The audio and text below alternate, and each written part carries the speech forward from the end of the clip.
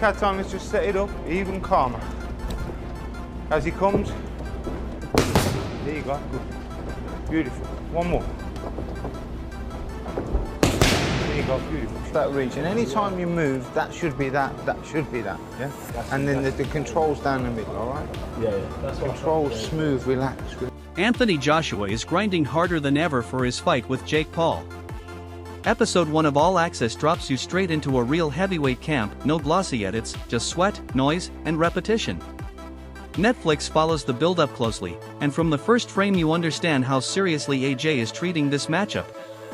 The moment he steps into the gym, two things hit you instantly. First, the sheer size, he looks carved out of stone. Second, the way that size moves. He isn't just big for the camera, every muscle looks forged for function, explosive, reactive, and coiled with purpose. The episode lingers on the quiet parts, AJ rolling his shoulders, loosening his hips, flicking a lazy shadow punch that isn't lazy at all. It's rehearsal, a search for rhythm. His strength and conditioning sequences stand out. One moment he's pushing monstrous weights, and minutes later he's on the pads making microscopic technical fixes. That contrast becomes the heartbeat of the episode, brute force paired with surgical detail.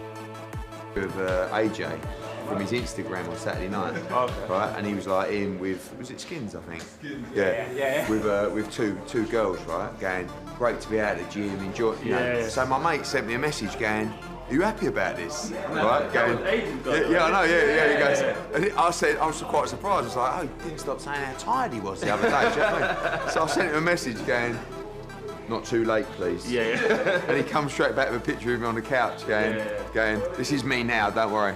The good thing is though, if people are like from his camp, they'll be naive enough to go, oh, he's out and about. You know what I mean? Like, he didn't take it this seriously.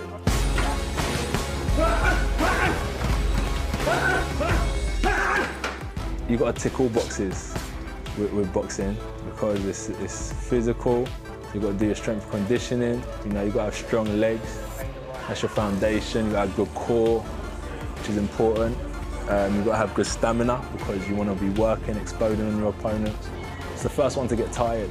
You break your opponent down, and when he starts getting tired, you pounce on him.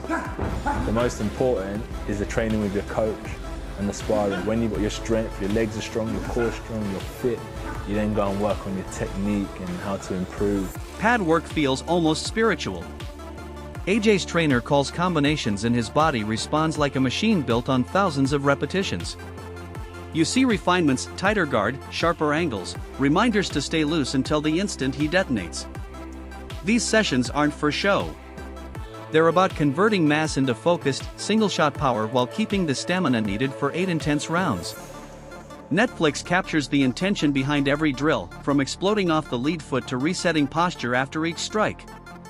Everything is deliberate. Beautiful, that's beautiful boxing. Good, that's lovely, Josh. And again, pop that long jab. There you go, and again. There you go. Beautiful, pop that long one too. Put it up. One more. One more. Beautiful, good. That's what we've got to bring him on to. Nobody can take them. Who can take them? Nobody. That's it. Beautiful, good. Set him up again with that feint. Breathing, feinting. That's it, nice and calm. Beautiful. We'll go with that 1-2 again. There you go, beautiful. As long as you do the timing on it, that's all that matters. Because early on, if you look for power, you waste energy. Then that power evaporates. When they're tired, you ain't got the power to take them out. So you've got to open up in the gap for no reason. So just relax, flow. Just pop off Good that feet, reach. you were saying. Just pop off that reach. And any time you move, that should be that, yeah? And then the control's down the middle, all right? Yeah. Sparring is where the episode shifts from technical to visceral. It's controlled chaos, where ego gets checked and reality takes over. AJ rotates through partners, some for speed, others for awkward southpaw timing, others simply to pressure him and keep his chin disciplined. Coaches clap often, not to praise but to mark small corrections that must stick. When AJ absorbs a clean shot, the team breaks it down instantly. What opened the door? What movement telegraphed it? Fix, adjust, repeat. These moments, heavy breathing, glove taps, quiet whispers in the corner, show how raw talent is sculpted into fight night execution.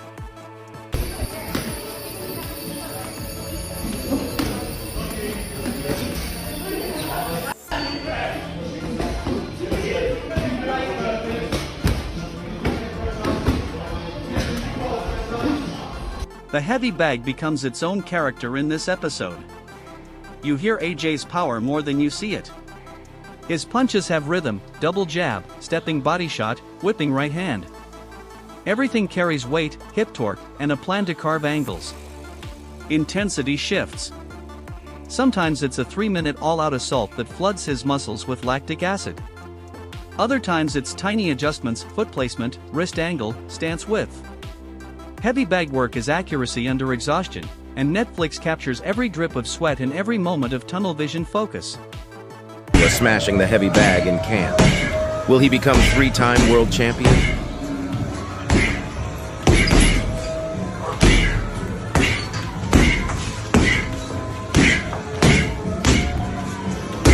Then the tone softens. AJ sits between rounds, mask on, heart monitor flashing, and you realize this isn't a celebrity training camp, it's a rebuild. Since his knockout loss in September 2024, fans have questioned whether he's still the same fighter. He's been doing rehab, refining his tools, and trying to rewrite the story people tell about him. Off the mats, conditioning gets gritty, sled pushes, uphill sprints, weighted carries ugly, honest work that builds the engine behind a heavyweight who moves like a middleweight. One montage shows him slamming a med ball, then immediately bursting into ring sprints. Speed and strength training interlock so he can stay big and move fast. The coaching team frames everything around the fight format: 8 rounds, 3 minutes each, 10-ounce gloves. Not a 12-round marathon. This demands urgency, sharper pacing, and explosive exchanges. The coaches talk round management like a countdown device, and that tension bleeds into the pad sessions and sparring. Netflix also sprinkles in human moments, AJ teasing his sparring partner, joking with the strength coach, checking on family between sessions. These scenes don't soften the fighter, they reveal why he keeps pushing. Legacy matters to him. The episode closes with AJ stepping back into the ring, gloves raised, breathing steady. It feels cinematic, not because of slow motion, but because you sense purpose behind every layer of preparation. What emerges is the portrait of a heavyweight built like a titan but working like a craftsman. Every drill, every thud of leather, every correction is another brick laid for one night. Netflix doesn't just show the access, they show the work. The promise of raw force sharpened into precision. And by the end, you feel it, fight night won't just be about size. It'll be about intention. Relax. Last minute, mate, that'll do you then. Uppercut. Good. Right hand. Good. Good. Left hook high. Good. Uppercut high. Hang it. Meanwhile, the boxing world is buzzing with predictions, warnings, and outright fear about what might happen when Jake Paul steps in against Anthony Joshua. Former heavyweight champion David Haye went on Sky News and didn't sugarcoat a thing. To him, Paul isn't just an underdog, he's a man walking into danger. Haye warned that the 6'1" YouTuber turned fighter is putting his life on the line against the 6'6", 2-time heavyweight champion. The early betting odds reflect that same danger. Paul is a massive underdog, and Haye insists the fight shouldn't even happen. It could be his last day on earth, he said bluntly. He believes Joshua is too clean, too powerful, and too experienced, not someone Paul can survive against. If AJ pins Paul on the ropes and unloads, Haye fears the consequences could be horrific. In reality, it shouldn't go ahead. There's no reason for it, he added. However, others in the combat sports medical community don't share Haye's extreme concern. Louis Durkin, president of the Association of Ringside Physicians, told USA Today Sports that he sees no serious safety risks in an 8-round bout. He acknowledges that Paul should be a heavy underdog, but points out that Paul does have real skill and that AJ is a little past his prime. In Durkin's view, it could even go the distance. Durkin believes many critics simply refuse to accept that a YouTuber might actually be good. They don't want to believe a YouTuber is good enough. He took the shortcut to the top, he said. On paper, Joshua's size and experience dwarf Paul's. But individually, fighter to fighter, Durkin doesn't see the matchup crossing into unsafe territory. Whether Paul deserves the fight is another question, but that, he says, gets wrongly mixed with the idea of danger. While experts debated, Jake Paul shocked his own family with the announcement. In a series of FaceTime calls later uploaded to YouTube, every family member reacted differently. And each reaction went viral. His mother's response was raw. When Jake said he was fighting Anthony Joshua, she froze, whispered no, "Oh no, are you crazy?" and held up her arm to show goosebumps. When Jake asked if she was scared, she corrected him, "No. I'm terrified." Her fear made the moment feel real, not a stunt, but a life-changing decision. His father, Gregory Paul, reacted with disbelief at first. "The heavyweight? No way, dude." But after a pause, he flipped to encouragement. "What's the world gonna say when you knock him out? Because it's gonna happen." Jake responded confidently, "I know it's going to happen too." Logan Paul's reaction was the wildest. He stared at the screen and said, "Holy, let me just take a second." Then, looking into the camera, he added, "Is this motherfucker Kerr out of his mind?" His mix of shock, fear, and excitement matched the mood of fans online. Despite the risky matchups Jake has already taken, beating Julio Cesar Chavez Jr. in June and outpointing nearly 60-year-old Mike Tyson last November, this fight is on another level entirely. Joshua isn't a retired legend or a faded name. He's a towering powerhouse who has knocked out elite fighters like Vladimir Klitschko and Alexander Povetkin. Surprisingly, Saudi boxing chief Turki Alilshik publicly said he wants Anthony Joshua to destroy Jake Paul. On The Boxing Voice, he joked that a knockout win from Joshua would remove the headache of dealing with Jake.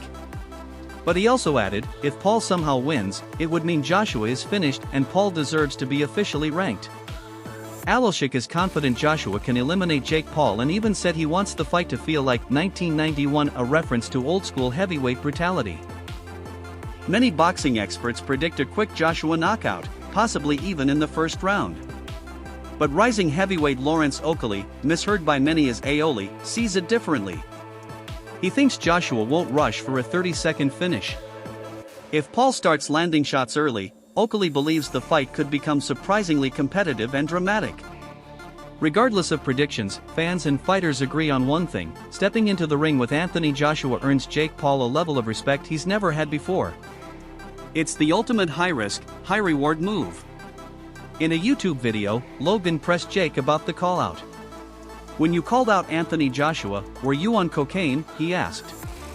"Why did you do that?" Jake answered without hesitation. "So I can be the heavyweight champion of the world." His chin is gone.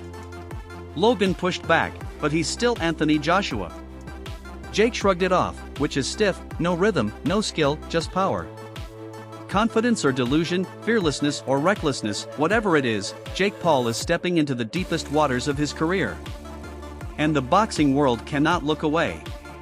Is that a real conversation? Jake's a fucking lunatic, and it's probably real. I saw Joshua knock out Francis Ngannou, and the guy was like out cold for 5 minutes. And this is a guy who had never been knocked down, let alone knocked out. If he steps in the ring with him, and actually a bell rings and there are punches thrown, every bit of Jake Paul is not a real boxer. Jake Paul has built a 12-1 boxing record by beating opponents who are older, smaller, or far less experienced.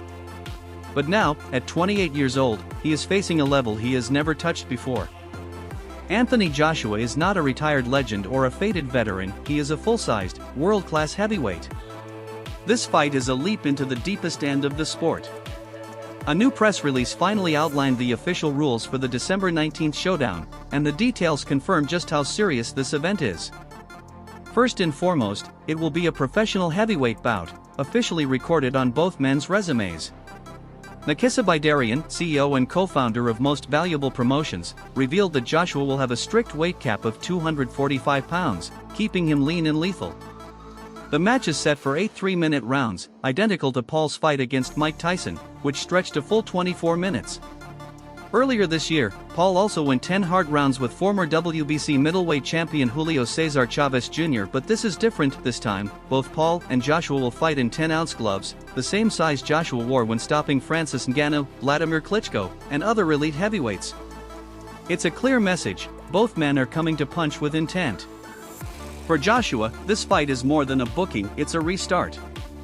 After being knocked out by Daniel Dubois in September 2024, AJ hasn't competed. At 36, he's vowed that this return will be violent, viral, and unforgettable. Jake or anyone can get this work. No mercy, Joshua declared in the press release.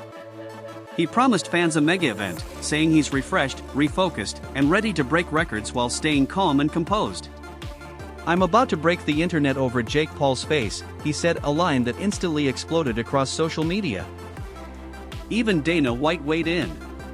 The UFC and Zuffa Boxing CEO, who has had a long-standing rivalry with Jake Paul, reacted with pure disbelief. "Oh Jesus, that's a bad idea," White told reporters. "But let me tell you what, a lot of people will watch that one." "Sure, I'll watch."